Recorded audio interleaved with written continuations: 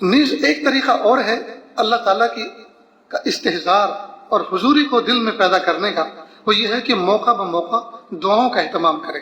جس موقع کی مناسب جو دعا اللہ کے محبوب صلی اللہ علیہ وسلم نے بتائی ہے ان دعاؤں کو یاد کر کے رکھیں اور ان دعاؤں کو پڑھیں۔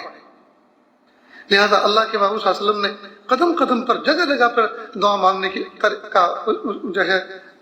دعا مانگنے کی ترغیب دی۔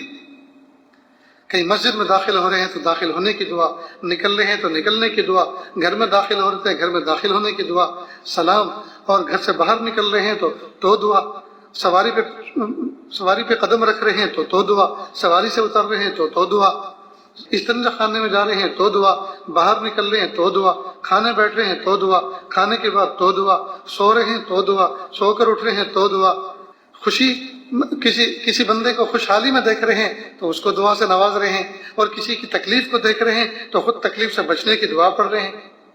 تو دعاؤں کا اہتمام، موقع بموقع بندہ دعاؤں کا اہتمام کرے۔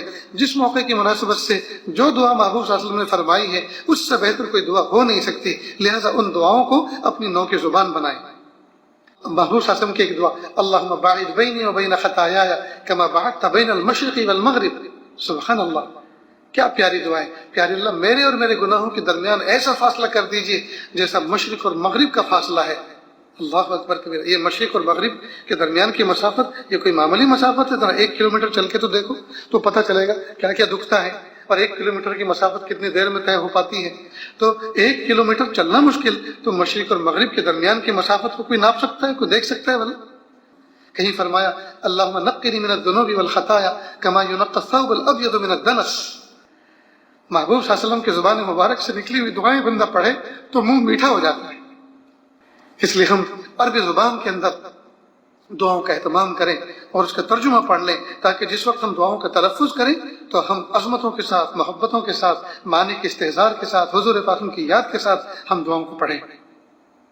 مسنون دعائیں، معصور دعائیں یاد نہ ہو یا عربی زبان میں تلفظ نہ کر سکتا ہو، یاد نہ ہو، تو بندہ اپنی ہی زبان میں دعا کر لے موقع کی مناسبت سے۔ کہتے ہیں کہ جس طرح موقع کی مناسبت سے کی جانے والی بات سونے کی ڈلیوں کے مانند ہوتی ہے، کہتے ہیں نا بھئی آپ نے کیا موقع کی بات کہی، سونے کی ڈلی کے مانند ہے، یہ کہتے ہیں کروڑ روپے کی بات کی۔ تو موقع کی مناسبت سے کی جانے والی بات جیسے سونے کی ڈلیوں کی مانند ہوتی ہے، اسی طرح موقع کی مناسبت سے کی جانے والی دعا بھی اقرب الی الاجابت ہوا کرتی ہے، قبولیت کے بہت قریب ہوتی ہے۔ مثال کے طور پر ہم غسل کرنے کے لیے گئے، اب غسل کر کے صابن سے مل مل کر نہا کر باہر آئے تو اللہ سے دعا کریں، پیارے اللہ، ظاہر جسم کا میل تو میں نے مل مل کے دور کر دیا ہے، کہ اللہ اپنے دل کی میل کو میں کیسے دور کروں، کہ اللہ اس کو آپ اپنے فضل سے دور کر دیجیے۔ اسی طرح ہم سفر میں جا رہے ہیں اور بس میں بیٹھے کہ کھڑے ہوئے، بھیڑ اتنی تھی کہ بمشکل ایک پیر پہ کھڑے تھے۔ اب جہاں ہم کھڑے ہوئے تھے وہیں سے اگلے اسٹاپ پر ایک پیسنجر اترا اور ہم فوراً بیٹھ گئے۔ تو بیٹھتے ہی کہ پیارے اللہ، جس طرح سے دنیا کی تنگی میں یا اللہ عافیت کے ساتھ آپ نے مجھے بیٹھنے کی جگہ عطا فرما دی، یا اللہ میدان محشر کی تنگی میں میری حفاظت فرما اور وہاں عرش کا سایہ نصیب فرما۔ تو یہ موقع کی مناسب دعا ہے۔ ہم کسی کے گھر گئے، ان کو دعا دیں، کھانا کھایا، اب وہاں سے نکل رہے ہیں تو دعا دیں کہ پیارے اللہ، ماں بہنوں نے جس محبت کے ساتھ ہمارے لیے اچھے اچھے کھانے پکائے، بہترین دسترخوان چنا، پیارے اللہ اس کے بدلے ان کو اپنا قرب اور تعلق عطا فرما۔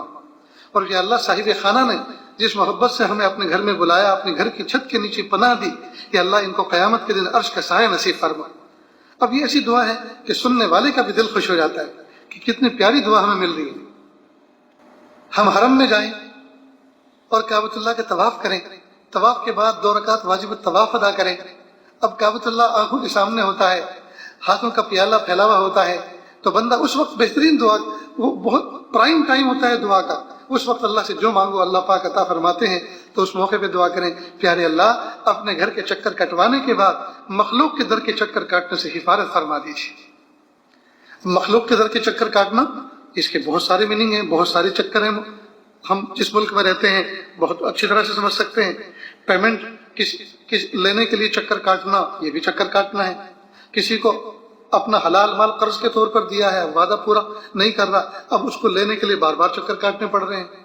حکومت کے محکموں کے اندر کوئی اپروول چاہیے تو کاغذ سبمٹ کر رکھے ہیں، بار بار چکر کاٹنے پڑ رہے ہیں. تو نہ جانے کتنی زندگی میں چکر ہیں بندے کے.